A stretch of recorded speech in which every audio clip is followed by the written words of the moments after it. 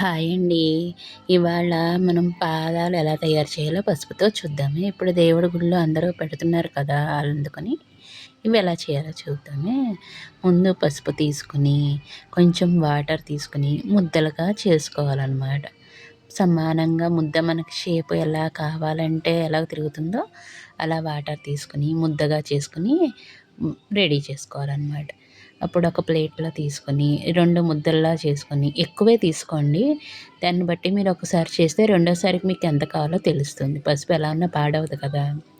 అదే కోన్‌లాగా బాల్‌లా చేసుకొని పొడుగ్గు బాల్‌లాగా దాన్ని నెమ్మదిగా ఒత్తుకోవాలి. ఎక్కడ పగుళ్ళు రాకుండా చూసుకోండి. కొంచెం ఒక గిన్నెలో వాటర్ పెట్టుకొని చేత్తో అలా అదుముకుంటూ పగుళ్ళు లేకుండా పాదం షేప్‌లో తీసుకురావాలనమాట దాన్ని.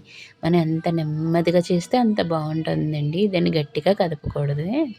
నెమ్మదిగా నీళ్ళు కలుపుకొని అక్కడక్కడ పెట్టుకుంటూ ఉండాలనమాట.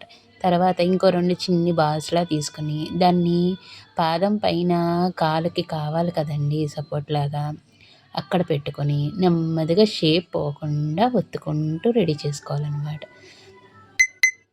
పగుళ్ళు మటుకు ఎక్కడ రాకుండా చూసుకోండి. తర్వాత ఇయర్ బడ్ తీసుకొని బేళ్ళలాగా సరి చేసుకుంటూ రావాలి. మధ్య మధ్యలో గ్యాప్‌లు ఇచ్చుకుంటూ అన్ని వేళ్ళు చేసుకుంటూ రండి. మధ్యలో ఏమన్నా షేప్ కానీ మారుతూ ఉంటే ఒక చుక్క తడి పెట్టి మళ్ళీ సరి చేసుకుంటే కరెక్ట్‌గా అయిపోతుంది.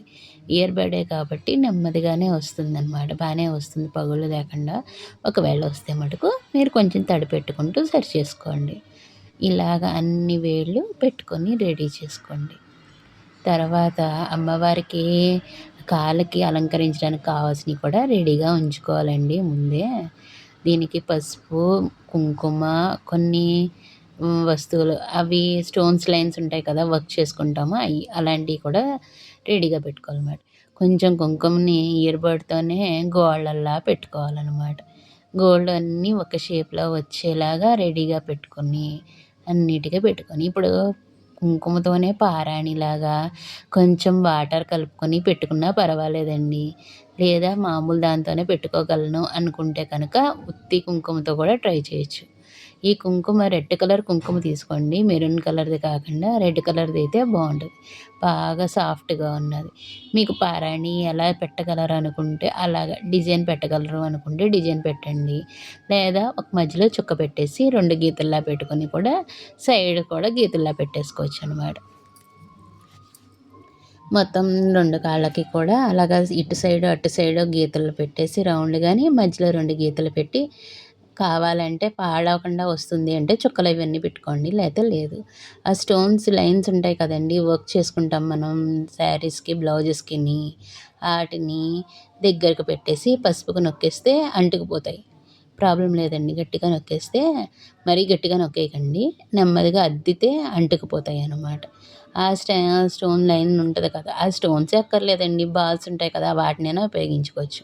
కొంచెం 2 చిన్న ముక్కల్లా కట్ చేసి మట్టెలుంటాయి కదా! కాలికి ఆ మట్టెల్లాగా పెట్టుకోవాలనమాట. ఇది పెట్టుకున్నా పెట్టుకోకపోయినా పర్వాలేదండి. కానీ పెట్టుకుంటే ఇంకా అమ్మవారికి ఇంకా అందంగా ఉంటది కదా! అని ఇలా పెట్టడం అనమాట. స్టోన్స్ లైన్స్, బాల్స్ లైన్స్ వద్దు అనుకుంటే గనక ఓన్లీ పసుపు, కుంకుమతోనే చేసేసుకోవచ్చనమాట. దాన్ని నెమ్మదిగా ఆ ఫ్యాన్ గాలిలోనే ఆరబెట్టాలండి. ఎండలో ఏమీ పెట్టొద్దు. అలా నెమ్మదిగా కాలికి ఆరిపోతుంది కదా! ఆరిపోయాక అప్పుడు మీరు గుడికి తీసుకెళ్ళిపోవచ్చనమాట. ఆ తర్వాత పళ్ళెంలో పువ్వులు అవన్నీ పెట్టి అదంతా డెకరేషన్ మన ఇష్టమండి. ఎలా కావాలంటే అలా తీసుకొని వెళ్ళొచ్చు. అన్ని రకాల పువ్వులు రేకల్లా చేసుకొనైనా పెట్టుకోవచ్చు. లేదా పువ్వుల్లాగైనా పెట్టుకోవచ్చు. అది మన ఇష్టం కదా! అది మటుకు ఎప్పుడు వెళ్తామో అప్పుడే పెట్టుకోవాలి. నేనైతే ఇంకొక పసుపు ముద్దను చేసి కలిసమ్మకి ఫేస్ పెడతాం కదా! అలాంటిది పెట్టాననమాట. అది పెట్టాలని ఏం లేదండి. నేను పెట్టానంతే. అలా పెడితే అమ్మవారి ఫేస్ అక్కడ పెడితే బావుంటది కదా! అని అలా పెట్టాననమాట.